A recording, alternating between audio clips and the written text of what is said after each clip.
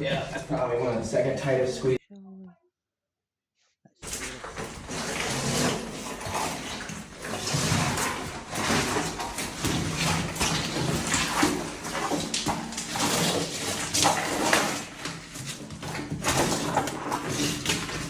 Yeah, that's probably one of the second tightest squeeze.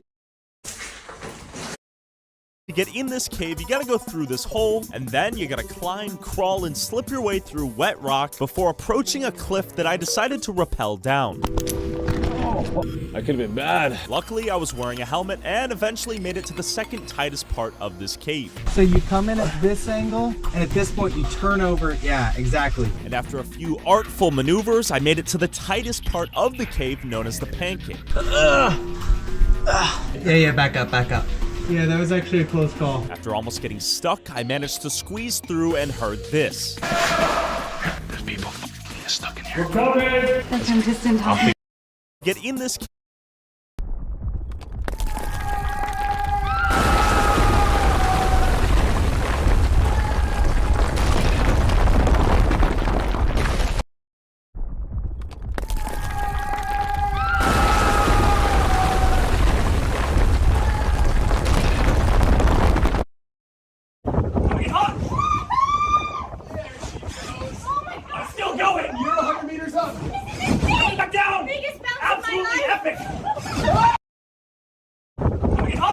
Get your booty cheek.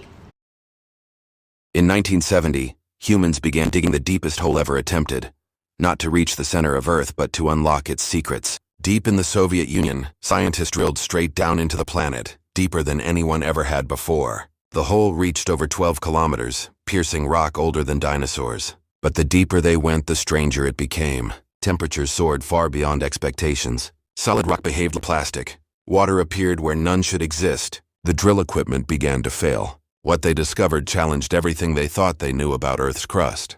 Eventually, the project was abandoned, and the hole was sealed shut. Not because they reached the goal, but because the Earth pushed back. Some doors, it turns out, were never meant to be opened. What's that supposed to be?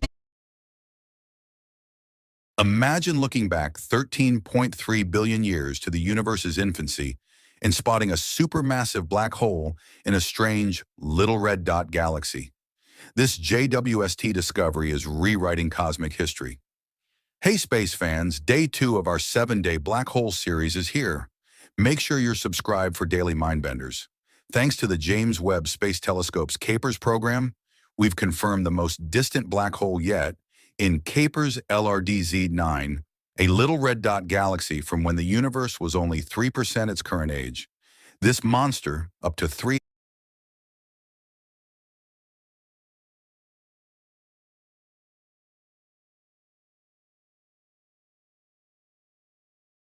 It's like someone's building a house. If you follow to the basement, you'll see it leads into a cave. There's a whole system down there. It's a hole that keeps on going, huh? Oh wow, it opens up. Yeah. Must be where the system is. Stairs leading right down to what appears to be a structure. It's like someone's building a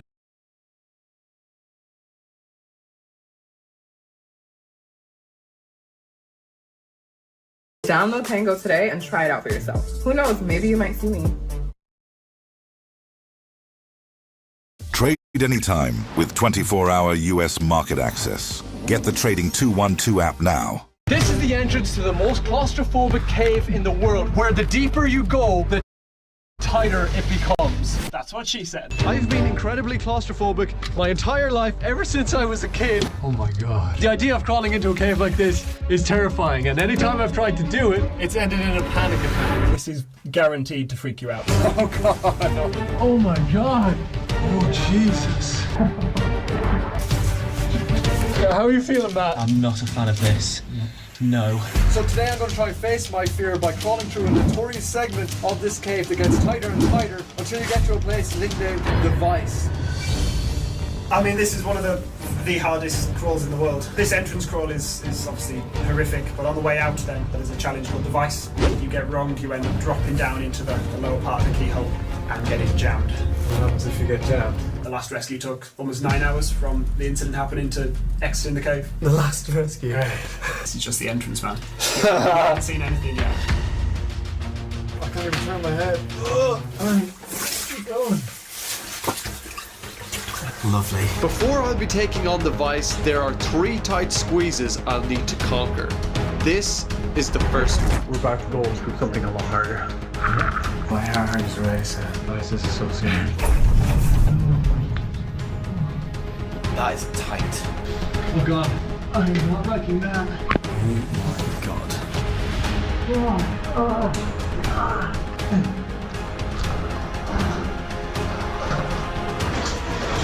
Oh my god, this is not nice, man. How much worse does it get? This is easy, boys. Great. We pushed deeper and deeper down this increasingly tighter tunnel, and we were all on the verge of freaking out. This is probably the most precarious position I've ever been in. Yeah. Wait till you see what's coming up next. You're joking. Oh Christ, look at this, man. See how tight that is? This is the stuff of nightmares, honestly. Dara. Only with you. Only with you this happens. I'm sorry. Oh Jesus. No. Sideways, man. Sideways? Yeah. Surely this is the vice. I don't want to even think about what the vice could be like right now. I'm getting stuck, man. All I've got to say is, Dara, Yes. don't fart. You right? No. Go on, Dara. You can do it. No, I'm starting to freak a little bit. Jesus Christ. Okay. It's alright. I'm kind of stuck, man. Ooh.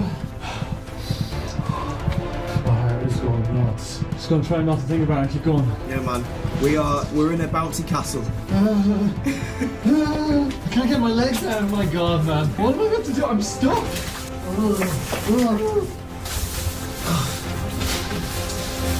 We're coming in. That was pretty scary. How are you feeling? Wet. Oh my god, space. Do you want to alternate a different perspective?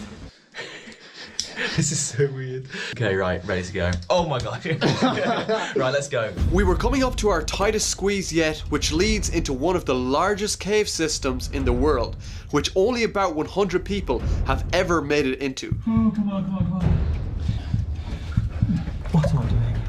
What am I doing? It's so deep. Everywhere's wet and cold. What we're about to do right now is moving down this. Is it not? Oh, you're joking. You're joking. This is disgusting. It's a tight squeeze. Oh, it's tight as hell, man. This is the worst situation I've ever been in. Go on, big push.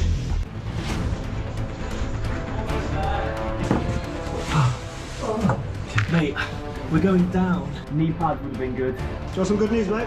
Yes, please. You've done it. Is that it? Yeah. Oh, lads. Get me out of here.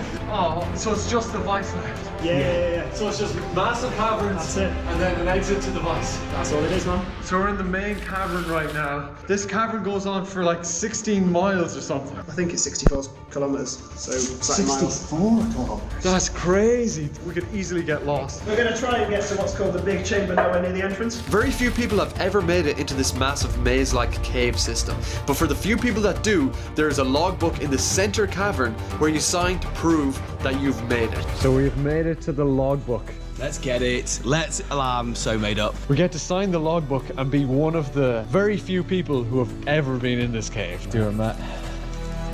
Yeah, I'm made up there. How do you feel? I feel accomplished. We've gotten to one of the most remote places in the world. Go on then, Dara. Oh, I'm gonna be a total scumbag here. Sub to Dara. Yeah! But we couldn't celebrate long. We still had to get through the vice, and we were getting very tight on time. We've hit a bit of a snag in that we're being really pushed for time. We only have 3 hours before cave rescue start looking for us. And so we crawled as fast as possible towards the vice. I can start to see your lights, lads. You're getting close. We're getting there, apparently. Oh, Yeah. Ed's light. Oh, he's going to freak crazy when it is. Oh, here, Ed, look at that. Welcome to the vice, boys. Oh, no, my God. We're at the vice. We're on the vice. No. So this is the tightest section of this tape. The technique is to stay high. Bring your bag in front of you, don't let it fall down, because you won't get it out again. Same goes for your legs and your feet. Try and keep them as high as you can, because you will get jammed. We've come all this way through so many tight squeezes. We've seen the big caverns, but this is it. This is what they call the Vice. This is one of the most claustrophobic squeezes in the world. There's no going back. Like, you need to either get through this, or you literally get stuck and die. If I can push myself to do something like this, you guys can do something like this as well. So subscribe, and let's get through this Vice. Come on then, boys, you got it. I feel like I'm about to puke. Put yourself in this hand. You've been dealt pocket aces. We're at the flop. The board shows 9, 10. Just stay high. Oh, Christ. That's it. Stay high. That's it. That's it, keep going. Oh man. No, Dara, you can do it. Keep pushing through.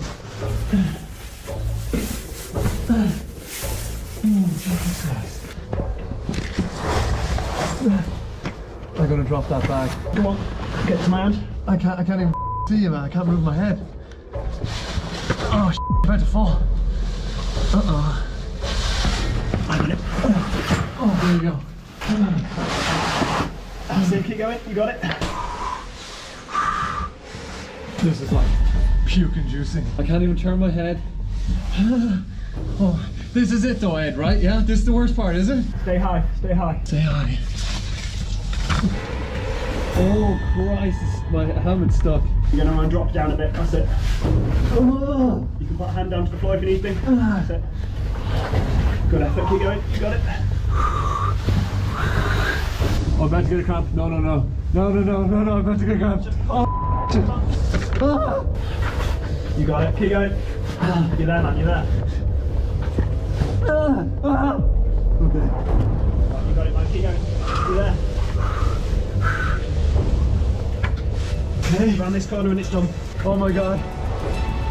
Oh my god. Oh. Oh my god. Go on, you got it. You got to stand up in a second. Dara is out of sight. Oh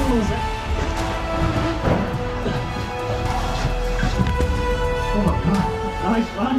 Oh my god. Oh my god. And after conquering the Vice, all that was left was to finally exit the cave. Oh my god, I can feel the breeze. Oh my god. Oh my god, grass. Grass stinks.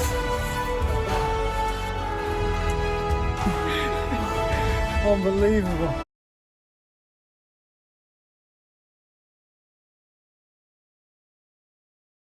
Check it out, guys. We're at the longest cave in Tennessee. It's on some landowner's property, and he just let us go in. So we're gonna try and make it like 8 miles into this thing. About 8 to 10 miles. Hopefully. Oh, yeah. Yes. Flintstones, dude. You know the ball. I mean, how long can you hear me over here? Oh, that's the Chris. If you were to Imagine a giant egg-shaped rock like this, which is standing at a 10.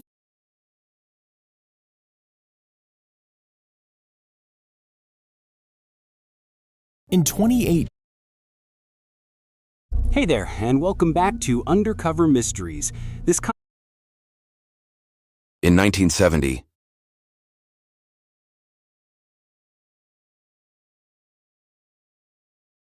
Unlock your stay for less with app-exclusive prices. Download the free Booking.com app today. Hidden beneath the mountains lies a place few humans have ever reached. Variovkina Cave, the deepest known cave on Earth, plunges more than 7,200 feet straight down into total darkness. Reaching its bottom isn't a simple descent. It demands days of non-stop movement, endless rope lines, and absolute mental endurance. But depth alone isn't what makes this cave truly unsettling. In a place where rescue is nearly impossible and every step could be your last, terrifying events have already unfolded. And once you hear what happened inside, you'll understand why some explorers say the cave doesn't want to be conquered.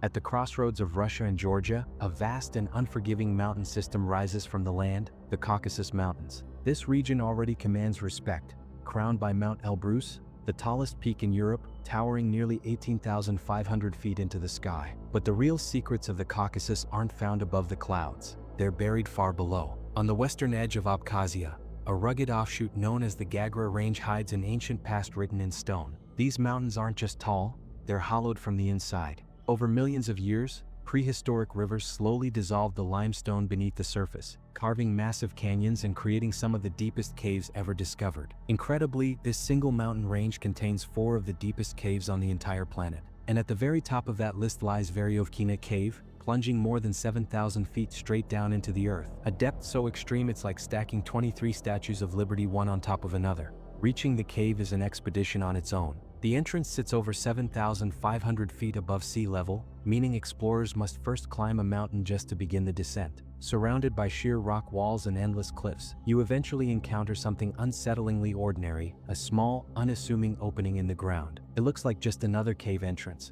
Nothing about it suggests what lies below. And yet, that quiet hole leads over a mile into darkness, into a place where light fades, sound disappears, and the earth seems to swallow anyone who dares to go deeper. When the cave's entrance was first located in 1968, early explorers had no idea what they were standing above. A small team of cavers ventured inside, but after descending only a few hundred feet, they turned back, unaware they had barely scratched the surface. Years later, in 1983, the cave caught the attention of a completely different group, experienced speleologists from Moscow's Perovo Speleo Club. This time, the exploration went further. Over the next several years, multiple expeditions carefully pushed deeper, reaching depths of around 1,400 feet. Then, just as momentum was building, everything stopped. For reasons that were never clearly explained, the cave was left untouched for nearly 2 decades. It wasn't until the year 2000 that explorers finally returned, slowly resuming the descent. Even then, the cave kept its greatest secret hidden. It would take another 15 years before a newly discovered vertical shaft revealed the truth. Veryovkina Cave was far deeper than anyone had ever imagined. And that single discovery would completely rewrite what humans thought they knew about the depths of the earth. By 2017, what had once seemed like a modest cave had been transformed into a record-breaking discovery. Explorers shattered previous limits, extending the known depth from just over 1,400 feet to an astonishing 7,200 feet below the surface. Along the way, they charted more than 17 kilometers of twisting tunnel and hidden chambers, revealing a vast underground world no one had ever fully seen before. Then came the moment that changed everything. In March of 2018, at the very end of the descent, explorers reached a silent underground lake, where the cave finally sinks into the Earth's water table. At the bottom of that submerged point, the cave revealed its true measurement, 7,257 feet deep, or 2,212 meters. With that single discovery, Veryovkina Cave officially claimed its place as the deepest known cave on the planet. Half a year later, in September, the Perovo explorers prepared for another descent. But this time, the cave wasn't the only focus. 2 of the world's most respected underground photographers, Robbie Schoen and Jeff Wade, joined the mission to capture what lies far beyond human reach. This team wasn't new to extremes. The Perovo Speleo Club had already carved their names into history, responsible for nearly every major breakthrough inside Veryovkina and other record-setting caves throughout the Gagra Mountains. Now, under the direction of expedition leader Pavel Demidov, they were heading back to the deepest known point on Earth. Their objective went beyond depth. The plan was to search for life that may have never been seen before, study unexplored side passages buried at the cave's lowest levels, and visually document every step of the journey. In a place where sunlight has never existed and escape is never guaranteed, this expedition aimed to expose secrets the planet had kept locked away for millions of years. Even in a relatively shallow cave, one that can be entered and exited within a single day, explorers still carry heavy packs filled with food, safety gear, and technical equipment for every member of the team. But Veryovkina Cave operates on a completely different scale. Descending into it isn't a simple trip underground, it's a full-scale expedition, more comparable to climbing one of the world's tallest mountains. If you're familiar with extreme mountaineering, you've probably heard of staged camps on peaks like Mount Everest. These camps act as lifelines, stocked with supplies and used as resting points between climbs. The exact same strategy is required underground. When an expedition lasts several days, or even weeks, the sheer volume of gear makes a single descent impossible. Instead, teams must repeatedly move up and down the cave, hauling equipment in stages, establishing supply points along the way to prepare for a safe push toward the deepest sections. And because Veryovkina is the deepest cave ever explored, this process is taken to the extreme. To reach the bottom, explorers rely on 6 separate underground camps, each positioned at critical depths, forming a vertical lifeline through more than a mile of darkness. The journey begins the moment they step inside. Explorers suit up in insulated gear, lock into their harnesses, and secure helmets fitted with powerful headlamps, because once they descend, darkness becomes absolute. The first vertical drop swallows them almost immediately, pulling the team away from the surface and into a maze of narrow corridors and stone-choked passageways. After hours of crawling and climbing, they reach the first underground checkpoint, located nearly 2,000 feet below the entrance. This isn't a temporary stop. It's a permanent emergency camp, stocked year-round with supplies in case something goes wrong deep below the surface. Over the next 4 relentless days, Robbie, Jeff, and the Perovo Speleo Club continue downward, moving from camp to camp until they finally approach Camp 6, buried almost 6,900 feet underground. Along the way, the environment turns hostile. Temperatures hover just above freezing, mud and icy water coat every surface, and passages narrow until forward movement feels impossible. At several points, the team is forced to rappel down sheer drops of more than 100 feet, suspended in open space with nothing beneath them. Their lifeline is simple and terrifying: thousands of feet of rope, the only way in, and the only way out. Eventually, the vertical chaos gives way to a wide, flat tunnel. At its center sits Camp 6, a sandy platform carved into the rock. In a place untouched by sunlight, this silent chamber becomes their shelter, the final base where they will live, rest, and prepare for whatever waits deeper in the cave. During the following 3 days, the team operated outward from their underground base, methodically working through the final objectives of the expedition. One of the most anticipated moments was guiding Robbie and Jeff to the lake hidden at the very bottom of the cave. What they found there was completely unexpected. In the middle of endless darkness lay a pool of vivid turquoise water, its color sharply contrasting against walls of pitch-black limestone. The lake stretches roughly 50 feet in length, about 25 feet across, and drops down nearly 30 feet deep, a silent body of water sealed away from the surface world. Without artificial light, this place would be utterly invisible. No reflections, no color, just water and stone swallowed by darkness. It exists only when illuminated, revealed for a brief moment by human presence, before disappearing back into the blackness that has surrounded it for thousands of years. By day 7, the expedition was still unfolding exactly as planned, or so it seemed. That morning, 2 members of the team began their ascent early, needing to exit the cave in time to catch flights back home. But as they climbed toward Camp 3, something felt immediately wrong. Water was everywhere. Sheets of it were pouring through the cave system, far more than normal. Unknown to those deeper below, a powerful storm on the surface had triggered a sudden flood surge, forcing thousands of liters of water into the cave's vertical passages. Deep underground, wireless communication is useless. Solid rock blocks every signal. Instead, explorers rely on a physical communication cable that runs through the cave like a nervous system. Realizing the danger instantly, the 2 cavers connected to the line and sent an urgent warning downward, alerting the rest of the team that a wall of floodwater was already on its way. What happened next would decide whether everyone made it back alive. Deep at Camp 6, the warning didn't immediately trigger panic. Sudden floods are a known risk in extreme cave exploration, and experienced teams expect them. Even a small amount of rainfall on the surface can translate into massive volumes underground. What seems harmless above can become overwhelming once it funnels into narrow cave systems. In heavy storms, that flow can surge for hours without warning. The Perovo team, among the most skilled cave explorers in the world, remained methodical. Their approach was simple: observe the water level, track its behavior, and adapt. Camp 6 had been intentionally positioned away from the main vertical shaft, in a section believed to be outside the primary water routes. And with the camp sitting nearly 6,900 feet below the surface, there was still hundreds of feet of lower passages that would need to fill before water could even reach them. Then, about 30 minutes later, the cave began to speak. At first, it was barely noticeable, a distant, low vibration echoing through the rock. But the sound grew steadily, transforming into a deep, thunderous roar, like a train racing through a tunnel. As it drew closer, the noise became overwhelming. The ground trembled constantly, as if the entire cave system were under siege. Robbie had just started preparing breakfast when the sound reached its peak. He dropped what he was doing and, along with the others, rushed out of the tents. When they aimed their headlamps toward the vertical shaft, the sight was shocking. A violent torrent of water, blasting downward with the force of a high-pressure fire hose.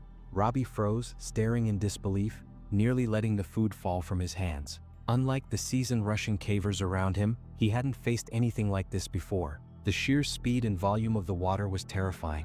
Still, the camp itself remained dry. Taking cues from the calm discipline of the Provo team, he forced himself to breathe, stay focused, and wait, hoping their calculations were right.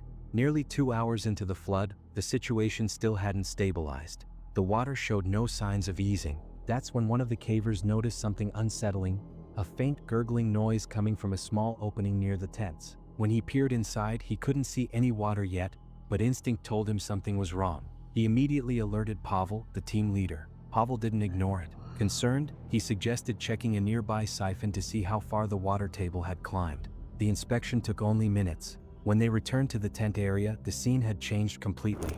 Water was now clearly visible inside the hole, and it wasn't just there. It was rising fast, slamming against the rock walls and surging dangerously close to spilling out. One glance at the caver's face told the whole story. His skin had gone pale. Robbie didn't need an explanation. This wasn't a warning anymore, it was an evacuation, and it had to happen immediately. With the roar of water echoing through the chamber, the camp exploded into chaos. No one had planned to leave that day, but suddenly survival became the only priority. Essential gear was packed in seconds. Robbie and Jeff pulled on their latex suits over thermal layers, followed by abrasion-resistant shells, harnesses, and safety equipment. Then Robbie made a brutal choice. His cameras, worth tens of thousands of dollars, would slow him down. Leaving them behind was the only option. He stripped the memory cards from every camera, sealed them inside a waterproof bag, and tucked them beneath his suit. If nothing else, the images would survive. They announced their departure and headed straight for the vertical shaft, climbing out of the rapidly flooding Camp 6. It would be the last time they would see the Provo team at that depth. The others stayed behind, waiting for Pavel before beginning their own ascent. As Robbie and Jeff moved upward, they reached a narrow ledge, barely wider than a person, hugging the cave wall like a fragile bridge. Before the flood, the chamber beside it was a massive open void. Now that space was nearly full of water, sloshing dangerously close to the ledge's edge. At the end of the traverse was the shaft, and the source of the chaos. Water thundered down from above. Robbie stepped directly into the cascading torrent, clipped into the rope, lowered his head, and began climbing. The impact was brutal. The water slammed into him with crushing force, pinning his helmet downward and stealing his breath. It felt suffocating, as if his head were being driven into his shoulders. Instinctively, he tucked his chin, allowing the water to deflect off his helmet just enough to create a pocket of air. He focused on one thing only, the white rope in front of his face. Hand over hand, ascender by ascender, he climbed as fast as his body would allow. Eventually, he reached a small rocky lip and stepped briefly out of the waterfall. Looking up, he realized the rope vanished into a narrow opening barely wide enough for his shoulders, and that opening was blasting water like a fire hose. For a moment, doubt hit hard. It didn't look passable, but stopping wasn't an option. He was the lead climber. Others were behind him, and no one knew what conditions were like below. He pushed forward. At the choke point, the force of the water was overwhelming. He could move only inches at a time. Somehow, he forced himself through. Once clear, he kept climbing, too fast, driven entirely by adrenaline. He didn't even realize the passage above was mostly dry. Only when Jeff shouted for him to slow down did reality snap back into place. Robbie stopped and waited. When Jeff reached him, his face was drained of color, eyes wide with shock. He managed a weak joke about being alive. Neither of them said what they were really thinking. The fate of the team still below. Eventually, they reached Camp 5, nearly 6,200 feet underground, and waited. The cave continued to rumble. They stared into the darkness, searching for movement. Then one light appeared, slowly climbing toward them. It was Andre. When he arrived, they asked about the others. He said nothing, just shook his head. Silence followed. Down below, the situation had turned even worse. By the time Pavel returned from checking the siphon, the ledge Robbie and Jeff had crossed was completely underwater. The remaining cavers were forced to swim to reach the ropes. Pavel was last. As he crossed, the chamber had transformed into a violent whirlpool, dragging water deeper into the cave. It spun him violently before he fought free and reached the line. By then, everything below was fully submerged. Then, 15 minutes after Andre arrived, 5 more headlamps emerged from the darkness. One by one, the rest of the Provo team climbed into Camp 5. Robbie watched in disbelief. One climber even carried a stove and multiple sleeping bags clipped to his harness. In that moment, Robbie realized something chilling. If he and Jeff had been the last ones to leave Camp 6, they likely wouldn't have survived. The Russians climbed into the tents, drank coffee, and laughed it off. Robbie couldn't. 4 hours, he refused to remove his gear, repeatedly peering down into the abyss. Above them lay a partially flooded horizontal passage they needed to cross. Under normal conditions, it was already difficult. Now, it was completely underwater. They were trapped. Pavel assured him they'd wait it out. Over the next 16 hours, the roar slowly faded. The flood had lasted nearly 20 hours, caused by a week of rainfall followed by a single violent storm. The ground had been saturated, leaving nowhere for the water to go, except straight into the cave. Later, a local cab driver would tell them the rain had fallen in drops the size of coins. The incident changed everything. The team realized the cave could flood outside of winter, forcing new safety protocols. Additional surface monitoring was implemented. A new emergency camp was installed deeper underground. Despite the chaos, the mission was largely successful. New passages were mapped. Unknown cave species were sampled. And although the cameras were destroyed, the images survived. But one thing was clear. This wouldn't be the last time Veryovkina Cave reminded explorers just how unforgiving it can be. Nearly 2 years later, in November 2020, something unusual caught the attention of people moving through the area near Veryovkina Cave. A rope had been left attached to the cave entrance. In the caving world, this is a serious red flag. Leaving a fixed rope means anyone, experienced or not, can enter a cave that is unforgiving even to professionals. It often leads to exactly what experts fear most: someone going in unprepared and never coming back. 8 months passed. On August 4, 2021, the Perovo Speleo Club returned to Veryovkina to continue their exploration. Their descent followed the same route as previous expeditions, until something completely unexpected appeared. At roughly 1,300 feet below the surface, they found crampons and an ice axe lying in the cave. That discovery made no sense. There were no vertical drops above that location where such equipment could have fallen from. The only possible explanation was far more unsettling. Someone had entered the cave and traveled deep inside on purpose. As the team continued downward, the evidence mounted. They passed the permanent camp at 2,000 feet, then reached the second camp at 3,200 feet and pushed even farther. At approximately 3,600 feet underground, already halfway into the deepest cave on Earth, they made a grim discovery: a human body. The man was badly decomposed. He wore camouflage clothing, sturdy boots, and a helmet.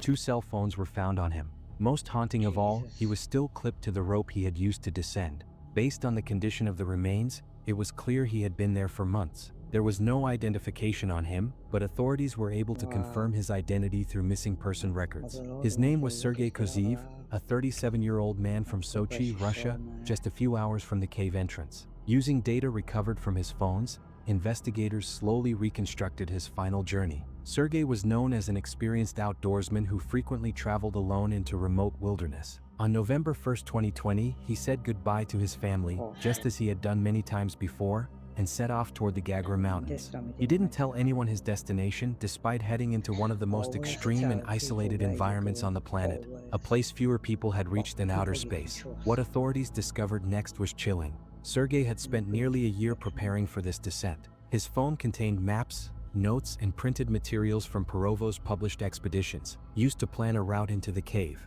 He climbed into the mountains using his crampons and ice axe, secured a rope at the entrance, and descended alone into the darkness of Veryovkina. Using the information he'd gathered, Sergei transported his gear through narrow tunnels and tight passages in multiple haul bags. He navigated massive vertical shafts using a lattice descender, completely solo. Against all odds, he reached the first camp, then pushed onward to the second camp, where evidence suggested he survived for about a week. Beyond that point, conditions worsened dramatically. The shafts grow longer and more technical. Water becomes constant. Temperatures drop. In caves like this, survival depends on proper insulation, thermal layers combined with waterproof protection. Sergei did not have the necessary setup. Investigators believe that at some point, he realized he could no longer continue downward through the cold, rushing water. His only option was to turn back, but by then it was too late. He had descended into a section requiring foot stirrups to climb out, equipment he didn't have. Though he carried hand ascenders, without footholds, escaping the long vertical shafts would have been nearly impossible. Exhausted, freezing, and alone, Sergei likely made repeated attempts to climb out. Eventually, his strength gave out. He lay down to rest, and never woke up.